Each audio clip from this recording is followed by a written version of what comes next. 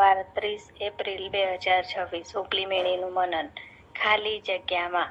Bible વાંચન હઝકેલ 22 23-30 કલમ વાંચીશું.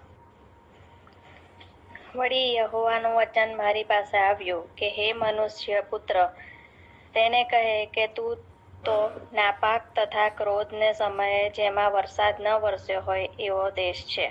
શિકાર ફાડી ખાનાર ગાજતા સિંહના જેવા તેના આગેવાનોની સંતલસ તેનામાં છે. તેઓએ આત્માઓને ફાડી ખાધા છે. તેઓ દ્રવ્ય તથા મૂલ્યવાન વસ્તુઓનું હરણ કરે છે. તેમાં તેઓએ વિધવાઓની સંખ્યા વધારી દીધી છે. તેના યાજકોએ મારા નિયમશાસ્ત્રનો ભંગ કર્યો છે ને મારી અર્પિત વસ્તુઓને ભ્રષ્ટ કરી છે.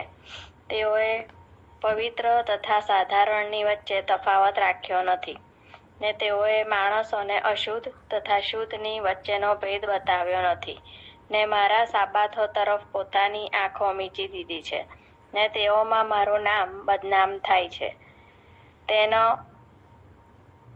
તેના સરદારો શિકાર ફાડી ખાનાર વરુઓ જેવા છે. તેઓ અપ્રામાણિક લાભ મેળવવાને રક્ત વેવડાવે છે ને પ્રાણઘાતક કરે છે.